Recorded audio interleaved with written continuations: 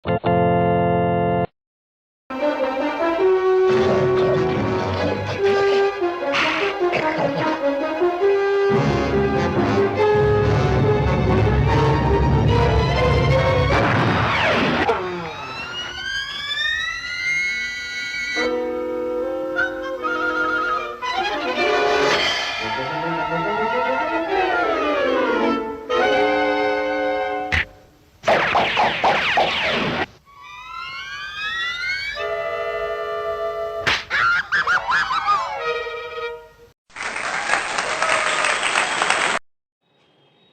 কয়েকদিন ধরে Indian sports লাভার হিসেবে যে হার্ট ব্রেকের মধ্যে দিয়ে কারেন্টলি আমরা যাচ্ছি, সেটা না মানে কথায় বলে প্রকাশ করাটা না খুব শক্ত কারেন্টলি।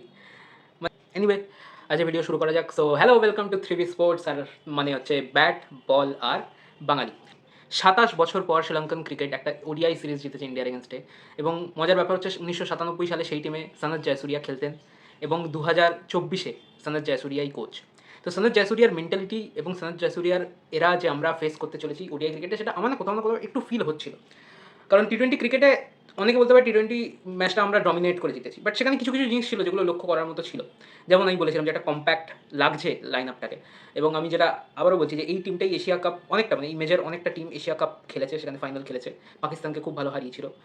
ওডিআই ওয়ার্ল্ড কাপ খেলেছে, সেখানেও কিছু কিছু ম্যাচে বেশ ইমপ্রেস করেছে। সো এই টিমটার মধ্যে পোটেনশিয়াল আছে এবং এখন আমার মনে হচ্ছে যে পোটেনশিয়াল বেরোতে শুরু করেছে। কারণ দেখুন, হ্যাঁ, ইন্ডিয়ান ক্রিকেট একটা খুব বাজে ক্রিকেট খেলেছে, কিন্তু আমি কোনোভাবে এই ফ্যাক্টটা ডিনাই করতে পারি না যে শ্রীলঙ্কান ক্রিকেট যে খেলাটা খেলেছে প্রথম মানে এই তিনটে ওডিআইতে, প্রথম তিনটে নয়, এই তিনটে ওডিআইতে যে খেলাটা খেলেছে সেটা ক্লিনিক্যাল।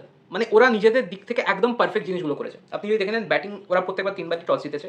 আই নো 3বারই টস জিতেছে, 3বারই ফার্স্ট ব্যাট করেছে, ঠিক আছে, বাট এরকম একটা টিম যাদের কাছে সিরিজ জেতাটা ম্যাটার করে, তারা একদম ঠিক কাজ করেছে। কেন করবে না? 3বার জিতবে, 3বার ব্যাটিং করবে, কেন করবে না? ওদের কি দরকার? ওরা কেন এক্সপেরিমেন্ট করতে হবে? ওদের কাছে এই উইনটা অনেক বড়। এই উইনটাকে যেভাবে ওদের ক্রিকেটের লোকেরা সেলিব্রেট করছে, সেটা না মানে আপনারা জানেন না, বাট শ্রীলঙ্কান ক্রিকেট ফ্যান্সরা ভীষণভাবে সেলিব্রেট করছে এই উইনটাকে।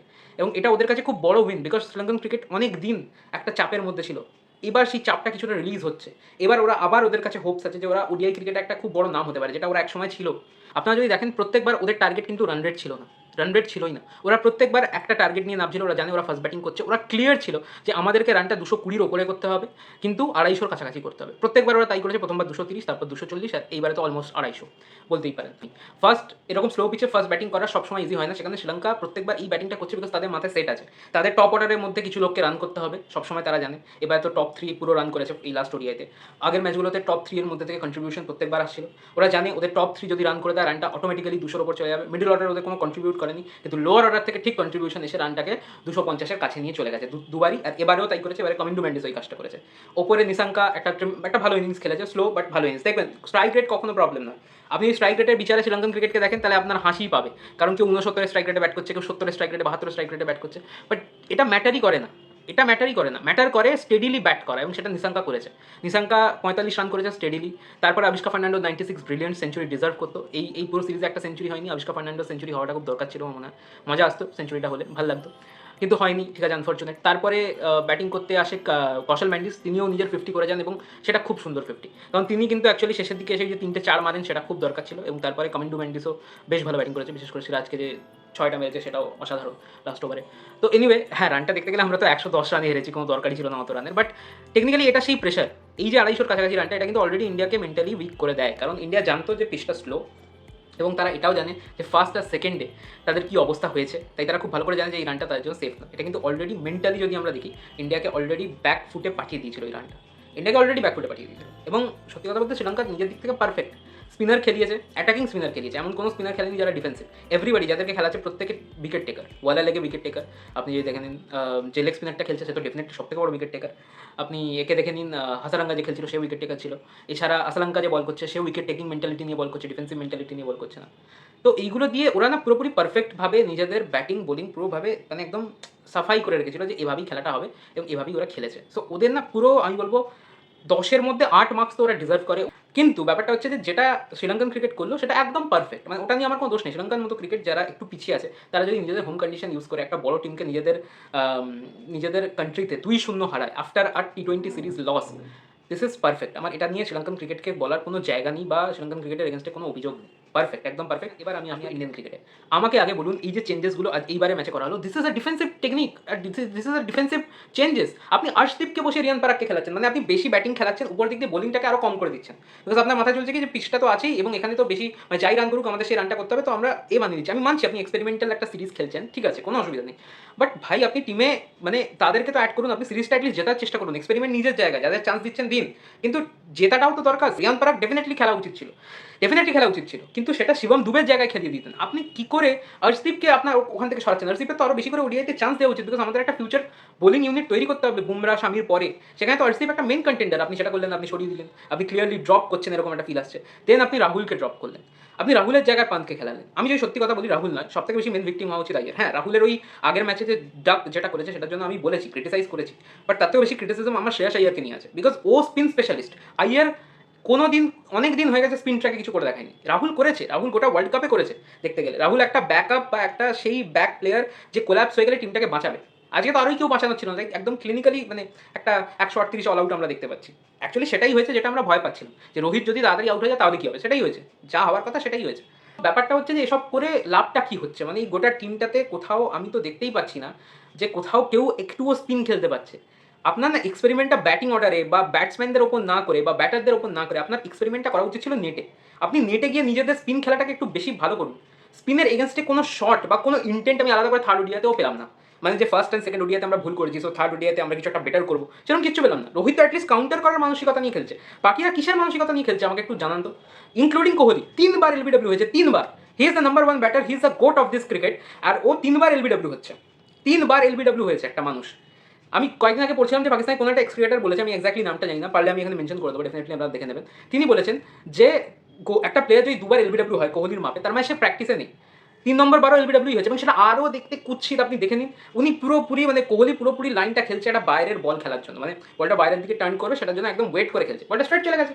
ভাই বেলা লেগে খালি বল ঘোরাবে না, বল স্ট্রেটও ফেলবে, এভাবে কেউ স্পিন খেলে না। অতটা কভার করে বলের লাইনে প্যাড রেখেছে, মানে বল যদি টার্ন না করে Kohli is gone, everybody knows that যে কোহলি ইজ গন। আর তাই হলো, বলটা স্ট্রেট চলে গেল, আউট হয়ে গেল, ক্লিয়ার এলবিডব্লিউ। চোখ বন্ধ করে আম্পায়ার এলবিডব্লিউ দিয়ে দেবে যেটাতেও আউট হয়েছে। শ্রেয়াস আইয়ার অদ্ভুত একটা স্টান্স নিয়ে পেছনে গিয়ে কি করতে গেল জানি না, আউট হয়ে গেল। রিয়ান পারাক বল বুঝলো না, ছেড়ে দিল। আমি রিয়ান পারাককে কি বলবো, ফার্স্ট ম্যাচ খেলছে নিজের একটা টাফ কন্ডিশনে। আজকে তো পিচটা আরও বেশি টাফ ছিল, হ্যাঁ, ফার্স্ট আর সেকেন্ড ওডিআই থেকে বেশি টাফ এই পিচটা ছিল।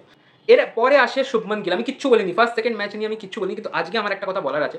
গিল করছেটা কি, মানে বাকিরা তো না হয় স্পিনের জালে জড়াচ্ছে, গিল তো প্রথমেই আউট হয়ে বেরিয়ে যাচ্ছে। বল যখন হার্ড আছে তখন গিল আউট হয়ে যাচ্ছে। নয়তো ভাই রোহিতের সাথে মিলে তুই অ্যাটাক কর, তুই অ্যাটাক করে আরও বেশি রানটাকে পুশ কর, তুই সেটাও করতে পারছিস না। তাহলে তুই আছিস কেন ভাই, মানে করছিসটা কি ওপেনিংয়ে? তুই একটা দিক আঁকড়াচ্ছিস বা একটা দিক ধরে থাকছিস, তার মানে তোর কাজ যে তোর জিনিসটাকে অ্যাঙ্কার করা, রাইট, যে রোহিত মারবে তুই অ্যাঙ্কার করবি, তো তুই অ্যাঙ্কারটাও তো ঠিক করে করছিস না। আমি মানে কিছুই বুঝতে পারছি না, শুভমান গিল শ্রেয়াস আইয়ার এরা কী করছে আমার কোনো আইডিয়াই নেই। শিবম দুবেকে খেলাচ্ছেন, শিবম দুবে একদমই ফিউচার লাগছে না। ওকে, ওডিআইতে কোনোভাবে এই প্লেয়ারটা সেট হবে না। আপনি একে নিচে খেলাতে পারেন অ্যাজ এ বিগ হিটার, কিন্তু তাও স্পিনকে মারতে পারে বলে লোকে জানে। কিন্তু নিচের দিকে ব্যাটিং করলে শেষের দিকে পেসাররা বেশি বল করবে, তো ওর কাছে সেটাও হেল্পফুল নয়। আর যদি স্পিনারদের কথা বলি, তাই স্পিনারদের এটাই বলবো, কুলদীপের যে পেসটা আছে সেটা এই পিচে কোনোরকমভাবে ডেডলি হচ্ছে না। কারণ যে কোনো শ্রীলঙ্কান ব্যাটারকে আপনি দেখে নিন, তারা পেছনে গিয়ে ঠিক অ্যাডজাস্ট করে নেবে, ঠিক খেলে নেবে, ঠিক আছে। যদি আপনি কুলদীপকে টার্গেট করতে চান তাহলে উইকেট যাবে, কিন্তু এটা তো প্ল্যানই নয় শ্রীলঙ্কার প্ল্যানই হচ্ছে ডিফেন্সিভ খেলো, পেসারদের এগেন্স্টে শেষের দিকে রান করে দাও, যেমন সিরাজকে কালকে ধুলো, তো সিরাজকে ওরকমভাবে ধুয়েছে প্রত্যেকটা ম্যাচে, এবং সেরকমভাবে শেষের দিকে সিরাজ বা আর্শদীপকে ধরো, তাদের এগেন্স্টে রান করো, রানটাকে 250 কাছাকাছি নিয়ে চলে যাও, আর মাঝখানে স্পিনের এগেন্স্টে কোনো চাপ নিও না। কিন্তু তাও কোল্যাপস হয়ে যাচ্ছে because of the pitch, because of the quality. আমি কিছুটা বলতে পারি যে হ্যাঁ, ইন্ডিয়ান বোলিংয়ের একটু কোয়ালিটি আছে। আপনি অক্ষর প্যাটেলকে দেখে নিন, অক্ষর প্যাটেলে বল ঘোরে না, স্ট্রেট চায়। ওয়াশিংটন সুন্দরের বল ঘোরে না, যে কালকে বল ঘোরাতো সে কিন্তু উইকেট পেয়ে গেছে। রিয়ান পারাক অ্যাকচুয়ালি দেখতে গেলে এই পিচে সব থেকে বেটার বোলার ছিল টেকনিক্যালি। যে হ্যাঁ, ডে গেম বলে হয়তো মানে ফার্স্ট ইনিংস হলে হয়তো কম টার্ন করছিল, বাট তাও টার্ন করানোর বোলার কোথায়? এই যে স্পিনারগুলো খেলছে তার মধ্যে কে টার্ন করাবে? তিনজনের মধ্যে কুলদীপ টার্ন করাতে পারে কিন্তু পেস স্লো। ওকে, ওয়াশিংটন সুন্দর টার্ন করায় না। অক্ষর প্যাটেলের ক্ষেত্রে অক্ষর প্যাটেল বেশি রিলাই করে নিজের আর্ম বলের ওপর। তো একটা অক্ষর প্যাটেল থাকুক, কিন্তু অক্ষর প্যাটেলের সাথে ওয়াশিংটন সুন্দর একসাথে যদি এইরকম পিচে খেলে ওয়ার্ক করবে না। রিয়ান পারাক খেলেছে, রিয়ান পারাক টার্ন করিয়েছে, জেনুইন টার্ন করাতে পারে, তো এই জন্য কালকের ম্যাচে তো রিয়ান পারাক সবথেকে বেটার বোলার ছিল টেকনিক্যালি দেখতে গেলে। আপনার আর্শদীপকে রেখে রিয়ান পারাককে ওয়াশিংটন সুন্দরের জায়গায় বা শিবম দুবের জায়গায় খেলানো উচিত ছিল। কিন্তু আপনি ব্যাটিং বল করছেন, আপনি এক্সপেরিমেন্টের নামে আরও ডিফেন্সিভ প্ল্যানিংয়ে যাচ্ছেন, তাহলে হবে না। এক্সপেরিমেন্ট করুন, কেউ বারণ করছে না, গতিকে কেউ বারণ করছে না যে আপনি এক্সপেরিমেন্ট করবেন না, বাট এক্সপেরিমেন্টটা বেসলেস না করুন প্লিজ, ঠিক আছে। ফার্স্ট ওডিআইতে আমরা ভুল ভাল করেও ড্র করে দিয়েছিলাম, সেখান থেকে আমরা কিছু শিখলাম না। সেকেন্ড ওডিআইতে ফল হলো, সেখান থেকে আরও বেশি ফল হয়ে গেল। মানে আমরা কোনো রকমভাবে ব্যাটিং শিখলাম না, কোনো রকমভাবে ইন্ডিয়ান দেখলাম না। আমি এটাই তো বলছি, আপনি এক্সপেরিমেন্ট করুন না, কিন্তু ব্যাটিংয়ে করুন, আপনি ব্যাটিং স্টাইলে করুন, ব্যাটিং টেকনিকে করুন। কোহলিকে বলুন যে একটু বেটারভাবে খেলতে, আইয়ারকে বলুন একটু বেটারভাবে স্পিনটাকে হ্যান্ডেল করতে, বাট না, আপনি সেসব না করে কি করছেন, ব্যাটিং অর্ডার চেঞ্জ করছেন, এক্সট্রা ব্যাটার ঢুকিয়ে দিচ্ছেন, ঠিক আছে, ব্যাটিং অর্ডার রাহুল সাথে ব্যাট করতে আসছে। বাস প্রবলেম না হোক, ঝামেলা না হোক, কোনো কনস্পিরেসি না হোক, এইসবই চাইবো, বাকি আর কিছু আমার বলার নেই, ঠিক আছে। মানে বেশি ইস্যু করার দরকার নেই, ঠিক আছে। আমি ব্যাশ করলাম, একটু রাগ করলাম, একটু এ করলাম, সেটা আমার অ্যাজ এ ফ্যান যা যা আমার মনে হচ্ছিল আমি বলে দিলাম। বাট আই জাস্ট হোপ যে এই টিমটা নিয়ে, এই জিনিসটা নিয়ে বেশি জলঘোলা না হোক, আমি এটাই বলবো। এবং hope for the best for Indian cricket team, এবং হোপ ভরসা রাখুন টিম আবার কাম ব্যাক করবে, আমি এটাও বলছি, টিম কাম ব্যাক করবে। তো থ্যাংক ইউ ভেরি মাচ। এবং আজকের মতো এতটাই রইল, এবং definitely do like, share and subscribe. Okay, bye bye.